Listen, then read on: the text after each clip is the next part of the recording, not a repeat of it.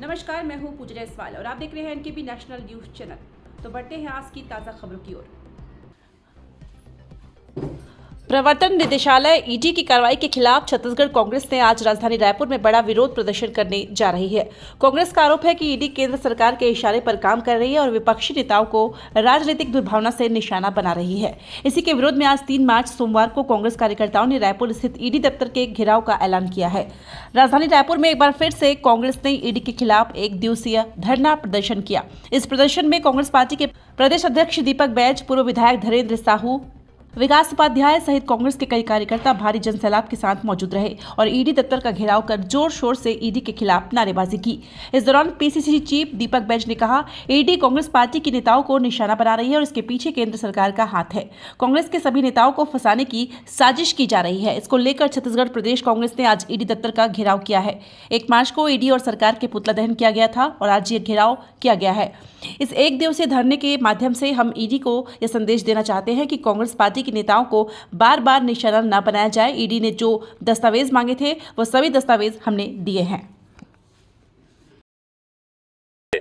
वो जानकारियां उपलब्ध करा दिए हैं और हम एक एक रुपए एक एक पाई का हिसाब हम दे रहे हैं और 1 नंबर में दे रहे हैं। लेकिन सेंट्रल एजेंसी और सरकार की मंशा बिल्कुल भी ठीक नहीं है। ये नेताओं को प्रताड़ित करना चाहती है, नेताओं को फंसाना चाहती है, नेताओं को डराना चाहती है। हम इससे बिल्कुल भी सहमत नहीं है। हम हर जांच में मदद करने को तैयार हैं, लेकिन डराना, धमकाना, प्रताड़ित ये हमें मंजूर नहीं है। ये सरकार के नेता को चुनाव के समय फार्म भरवाने के समय सरस्वती नगर थाने में ले जा करके बंद कर दिया गया। बिल्कुल जिस तरह से और इसकी रिपोर्ट नहीं छत्तीसगढ़ प्रदेश में भारतीय जनता पार्टी की सरकार द्वारा कभी ईडी का, कभी स्थानीय पुलिस की जासूसी के माध्यम से कांग्रेस के नेता और कार्यकर्ताओं को डराने का प्रयास किया जा रहा है।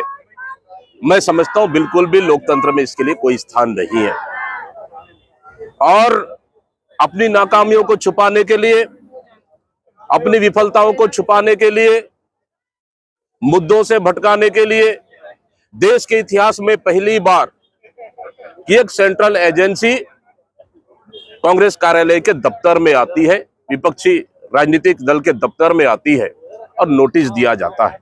हमने कहा अगर नोटिस आया है हम उसका फेस करेंगे और हर सवालों का जवाब हम देंगे और सहयोग भी करेंगे, लेकिन उसके बावजूद भी दबाव डालना, डराना, धमकाना, कांग्रेस जिस तरह से हम लोगों ने जवाब पेश किए उससे अलग सवालें पूछना क्या दर्शाता है? क्या आप हमें डराने का प्रयास कर रहे हो?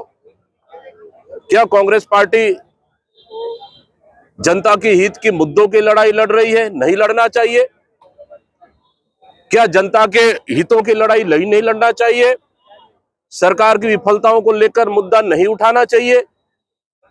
मतलब भारतीय जनता पार्टी चाहती है कि विपक्ष ही न रहे, विपक्ष ही खत्म कर दो, नेताओं को डराओ, धमकाओ, जेल भेजो।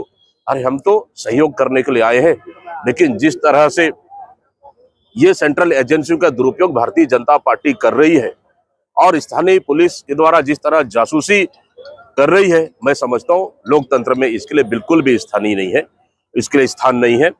और डराना धमकाना बंद करे। हम लोकतांत्रिक रूप से लड़ाई लड़ेंगे, डरने वाले नहीं है, मजबूती के साथ लड़ेंगे। इसलिए आज कल 1 तारीख को पूरे प्रदेश में ईडी और भारतीय जनता पार्टी सरकार के खिलाफ में पुतला दहन हुआ और आज ईडी के खिलाफ में जबरदस्त कांग्रेस पार्टी प्रदर्शन कर रही है ताकि कम से कम इस तरह की डराना धमकाना और सेंट्रल एजेंसियों का दुरुपयोग करना सरकार बंद करे। आज भी पूछताछ के लिए गए हैं, आगे क्या देख रहे हैं? देखिए, सरकार का बजट पूरी तरह से कोरी कल्पना है। न इस बजट में कोई नीति है, न कोई विजन है। ये बजट छत्तीसगढ़ के विकास के लिए नहीं बल्कि छत्तीसगढ़ के विनाश के लिए बजट है। पिछले 1 साल में सरकार का बजट का पैसा 1 रुपए गांव में और शहरों में नहीं गया। 40,000 करोड़ से अधिक इस सरकार ने कर्जा लिया। इसलिए ये बजट पूरी तरह से दिशाहीन बजट है।